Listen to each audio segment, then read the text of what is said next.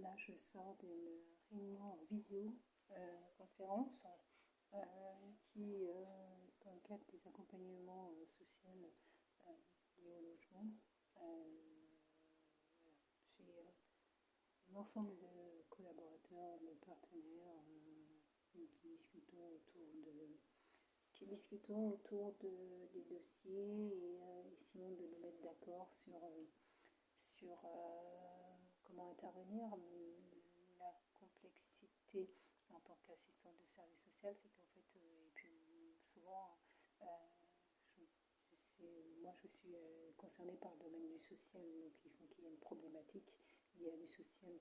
Si vous voulez, la situation budgétaire, s'il n'y a pas de problématique sociale et que c'est lié à une volonté pour la personne de ne pas payer voilà, sa somme. Bon, je peux des fois faire la médiation en rencontrant la personne, discutons pour essayer de saisir pourquoi, quelle difficulté ou quelle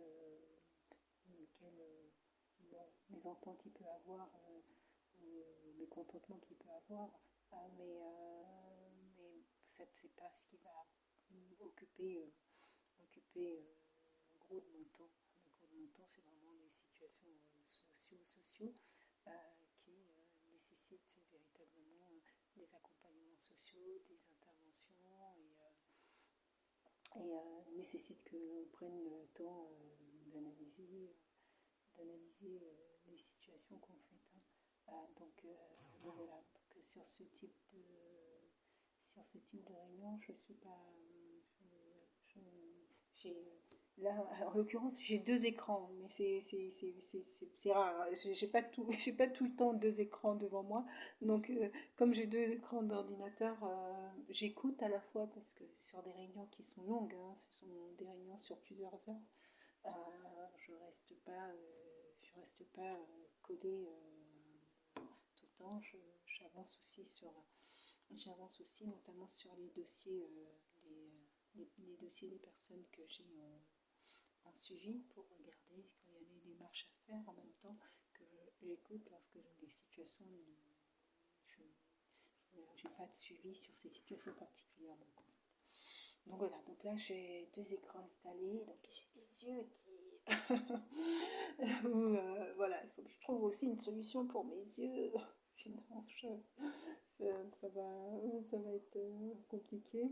Et donc visioconférence, bon, on n'a pas toutes les personnes en visibilité parce que il y avait une partie, notamment ce matin, la réunion était en visu. Donc il y a une partie des personnes qui sont en visio, une partie qui sont sur site. Et puis voilà, donc les discussions se font. J'essaie tant bien que possible d'aplanir sur des sujets. Moi, je sais bien que notamment sur les procédures, vous savez, en termes d'impayés, c'est jamais plaisant d'une personne de ne pas pouvoir régler ses charges. C'est vraiment que la personne est contrainte ou dans une situation difficile. Donc il faut essayer d'aller chercher l'information, quelle est la situation difficile qui fait que la personne est en incapacité de pouvoir faire face à ses charges. Donc c'est pour ça que les procédures, les étapes des procédures sont importantes parce que ça permet d'une part de relancer la personne. Est-ce que vous avez pensé à faire ça? Vous deviez faire ça, et tout. La personne peut-être même a mis de côté parce que des fois il y a des événements personnels et familiaux qui font que les gens peuvent oublier. Donc voilà, donc peut être amené comme ça à intervenir. Moi, je ne suis pas dans le domaine je suis pas du domaine de l'immobilier à proprement parler. Moi, ça reste toujours dans le domaine du social. Je vais certes essayer de me renseigner. Je vais aller chercher l'information, me renseigner pour pouvoir comprendre de quoi il s'agit, pour pouvoir accompagner au mieux possible les propriétaires. Mais bon, je suis pas je ne maîtrise pas d'immobilier.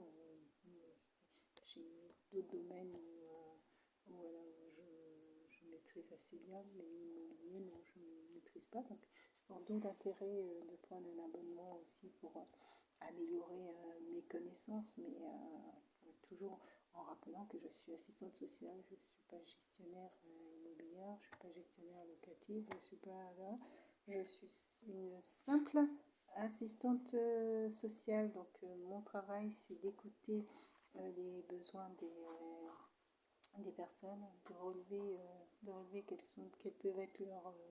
quels peuvent être leurs besoins, et de voir ce qui les dispositifs.